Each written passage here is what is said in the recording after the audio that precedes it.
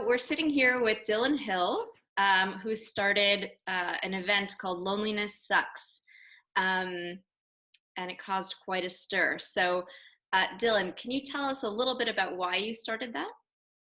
Yeah, so I found myself in Vancouver working on a project. The basic concept was I threw a dart at a map, actually this map here, which you can see in the background.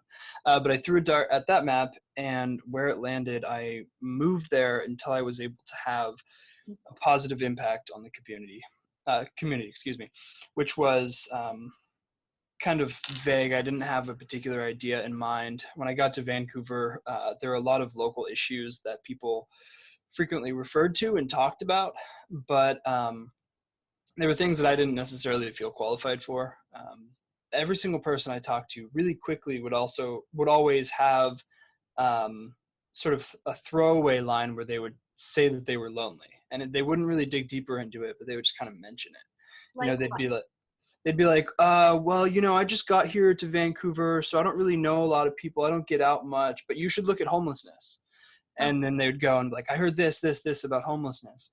And eventually I kind of realized that there was a theme there. And a lot of people, I guess, felt like it was an isolating city. And so I looked into it a little bit more, just got some stats and things like that, talked to some organizations as well.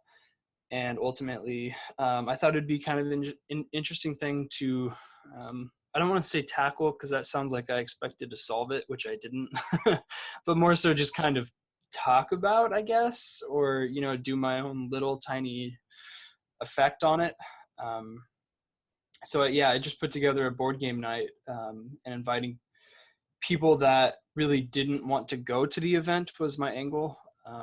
There were people, I figured that everything I was seeing as far as like anti-loneliness initiatives were all things that wouldn't appeal to people like me.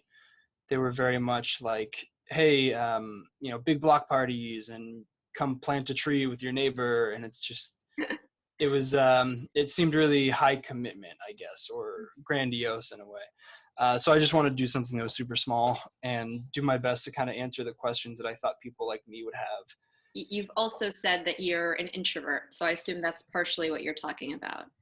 Yeah, that was the biggest thing. I have a lot of friends, and myself included, where if we're going to go and do something, there's a lot of research behind that decision to go to that place.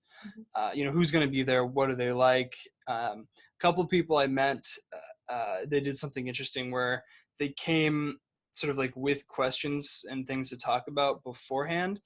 And they kind of admitted that they cyber stalked me before meeting. And that was kind of their way of being able to that's what motivated them to actually go and like meet me. Cause it's kind of weird, to meet people.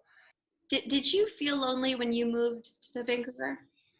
Well, I definitely did. The reason I did this was for a lonely reason, which was I was going through a breakup, and so I decided to do something ridiculous. I've done the same thing, so. Yeah. So that's what brought me there. So I was inherently lonely because of that.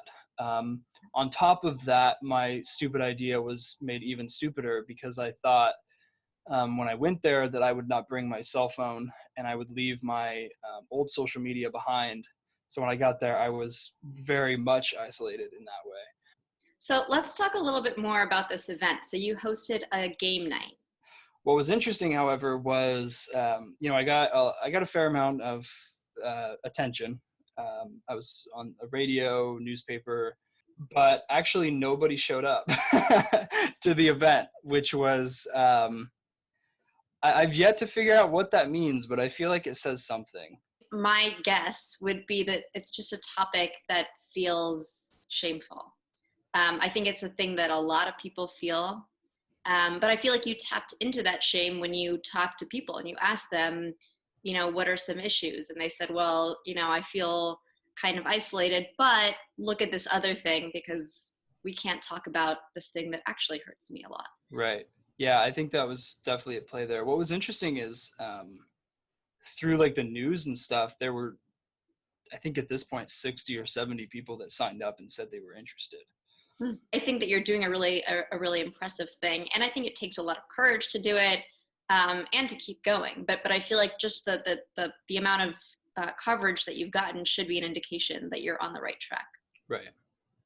And that it's not, just a bust. So Right. I hope that you kind of take that. You're also working on a documentary about loneliness. Is that right?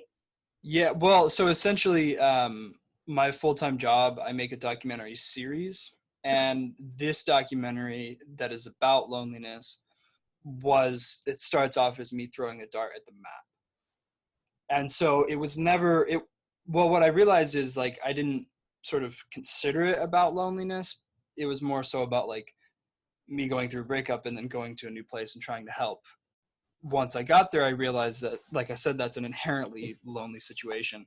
And so it became about loneliness. I'm somewhere in between a YouTube and a documentary filmmaker, somewhere in between there. There's this problem online where there's a lot of, like, surface level type stuff, quick attention spans, and the mass communication aspect of it, where things don't go deep, really, like, emotionally, everything just kind of glosses over it. So I'm a YouTuber in that, like, I release things on YouTube, and I always want to keep things really like carefully underproduced, which is, like, a weird thing, but I always want it, I want it to be genuine. So there's that aspect of it. And especially this one, it was a lot of me as the camera guy. So just sort of the technical of it looked YouTuber-ish. But I think that what I'm doing in my series is helping people. And I think that inherently sort of opens up really like real stories, like impactful stories that make it more of a documentary, because there really are like arcs, and there's things happening, and there's in some cases drama to it, and it's more than just like the standard YouTube video. So what kind of stories are you looking at? The one I did before this one, back in high school, I started a charity where we take video games to children's hospitals. And anytime I tell people that story, the average person is usually pretty impressed by that, in that they respond in a way where it seems like they don't feel like they could ever do that. So I wanted to show people that, like, it's attainable to visit a children's hospital. So what we did was we visited 7 different children's hospitals in 7 days in 7 different cities in the US. Wow. And each city we went to, we met one of our viewers, and they joined us in visiting the hospital. So it's a really complicated thing, but essentially, we started off in Boston. We visited Children's Hospital. We drove to New York, to Baltimore. We flew to Chicago. We flew to Detroit. Like, we flew all over the place. And we were helping kids, but more importantly to me, we were kind of telling the story that the average person can do this thing. And it sounds like it actually ties in quite well with your new mission. I mean, there's a lot of ideas circling about how to reduce loneliness, from the way that you plan cities to the way that you kind of communicate with people. And there's a lot of different ideas. But the one thing that I think everybody agrees on is that the biggest antidote to loneliness is to give, is to contribute. And so the first thing whenever people ask me what you do is you volunteer, you do something, you give something, right. And that makes you feel like part of a larger social order.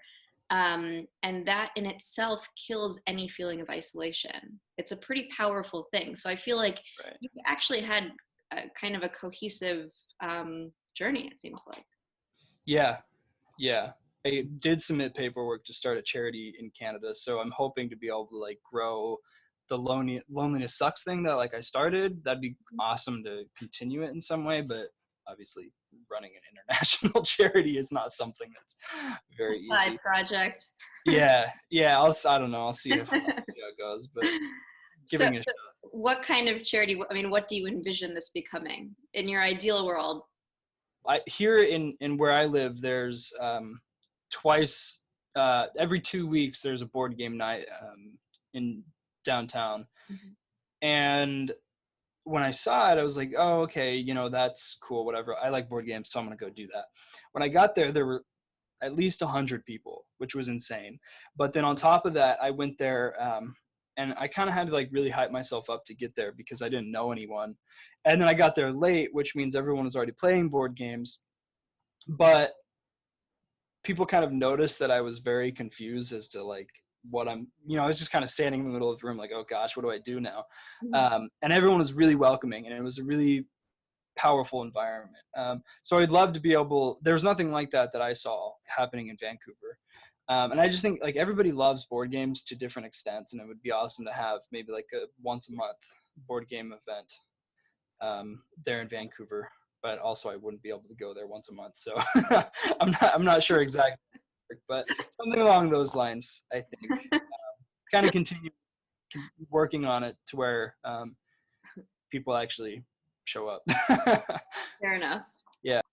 All right, cool. Well, thank you, Dillon. I so appreciate this. Yeah, thank you.